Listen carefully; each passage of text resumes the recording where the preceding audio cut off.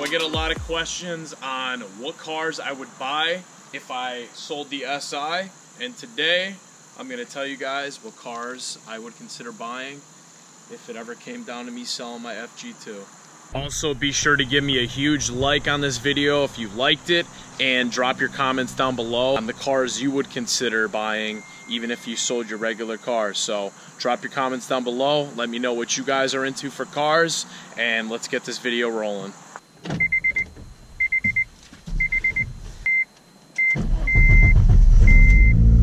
First time seeing that light in a very long time. So selling the SI, I'm not even gonna lie to you guys, that would be such a hard thing for me to do. I've had a lot of good times with this car, and this car has been more than awesome to me for the price that I bought it for. You know, life is about change, people are about change. I like change every now and then, and eventually people get tired of, you know, certain things. People get, you know, tired, they've had the car for a while, it's time to switch it up. Now, that's not the case for me, but this is more of like a, you know, if I had to upgrade.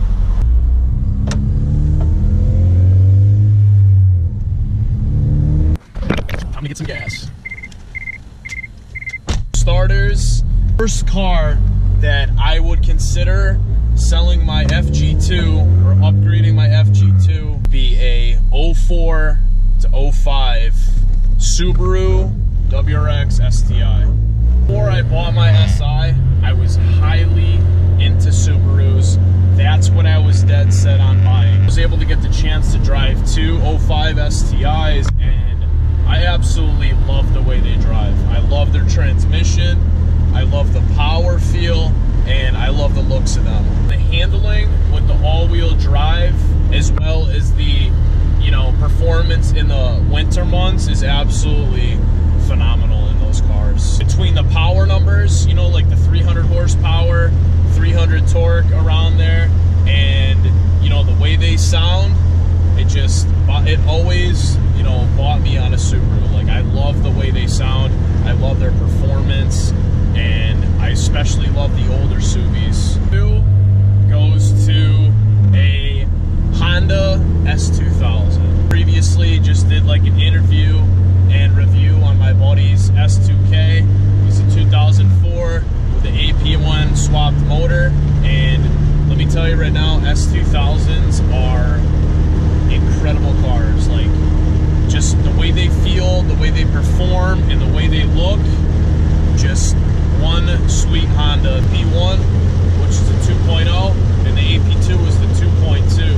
And the difference between the two, and this is what I love about the AP1, is I believe the AP1 can, you know, reach a 9,000 RPM red line, which is absolutely crazy. And that's what sold me on the S2K. Like, I've always loved Hondas and the high revving motor, and the fact that it's a rear wheel drive and revs up to 9 grand, producing anywhere from like 220 to 240 horsepower. It makes the Honda S2000 one of my favorite cars, one of my favorite Hondas ever produced, aside from the, you know, K-Series. Like, I love the 8th gen, 9th gen K-Series motors as well.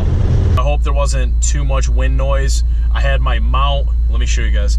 I had my mount on the window, and it was like barely cracked, so hopefully those clips didn't come out too bad. So the next one, number 3, the big number 3 would be, I would rock all day, and I know a lot of people have these, everybody wants one, but I don't care, a Nissan 240 SX. Also applies to a Silvia, you know, S13 or an S14. I've been into cars for a long time.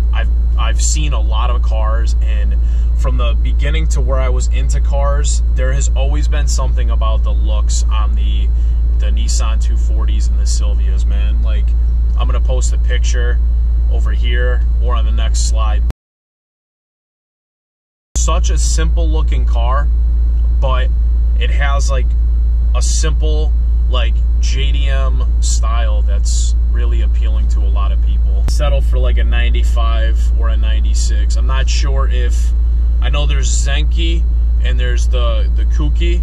I don't know what year switch. I believe the 95 and up is the kooky, but I could be wrong, so correct me if I'm wrong, because I'm a slacker when it comes to that stuff. It's an NA KA, 160 horse, and it's like 160 torque. Rear wheel drive, really good for drifting, easy to work on. I think it's a 2.4 liter, so it's cheaper to work on. It's a 4-cylinder, should be decent on gas. But rolling in at number 4, you guys are gonna be shook because I'm technically driving one right now, just different body styles. 8th generation SI from like 2007 to 2011, and that is gonna be the 4-door FA5 version. We've been around since I bought this car. You've known that I've wanted an originally 2007 Fiji Blue Civic Si sedan, and that is still one of my dream cars. Still one of my dream cars. It's got to be the blue. Like, I love the blue on that. It just looks so aggressive and so good, and literally looks like it's straight from Japan. FA5s offer a lot of exterior modifications that can be done to them, like the whole Mugen lineup. You can do the full like Mugen kit, and there's just a bunch of like replica parts, like body kit wise over the FG2s, just HFP, you know, kit, which still looks good, but the FA5 definitely looks really good in my opinion. And the biggest argument about the sedan over the FG2 2-door is, well, the FG2 is lighter. Yeah, but you're still getting a 4-door sedan that's only like 60 to 80 pounds heavier with almost 200 horsepower, and you can fit a family in there. So I definitely would upgrade, mainly because of the room and just the looks, because I pretty much have the same car already. Oh man,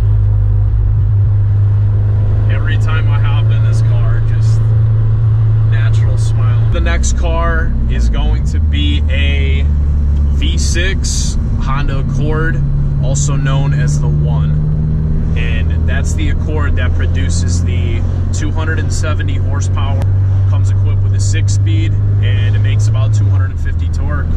Come in the coupe version, which looks absolutely phenomenal. The power that it puts down is awesome, and the price that you can get them for is absolutely phenomenal. Like, you can get a steal on one right now for like probably 8 to 9 grand with like lower mileage. So, you know, the fact that it's a Honda, you still have that Honda reliability, and you have the access to the aftermarket support. Like, there's probably tons of parts for it, like just like the Civics, and it's just a really good looking car. So I would definitely, you know, I would consider upgrading to an Accord V6 down the road.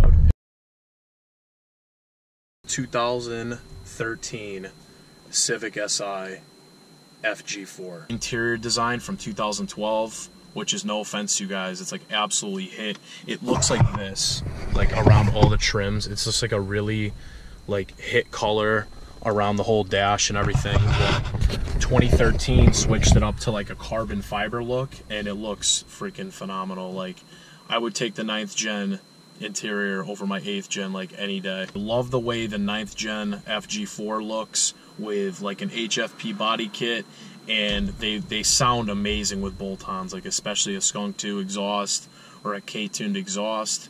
And the torque is all there because it's got the K24, I think, Z7 in it. So you're going to be making like probably 170, maybe 160 or 170 torque, you know, compared to the 8th gen's 139 or whatever. So it's a big jump. Only thing is, you don't get the aggressive 8K redline or the VTEC crossover, because the 9th gen has VTEC, I believe, on the intake side, because it doesn't have like a header, it has just a downpipe design. Like, the main reason why I would upgrade to that is because, you know, I'm getting a newer car, like warranty wise, and it's just, it looks really good, and it's still a Honda, so there's a bunch of like upgrade options for it.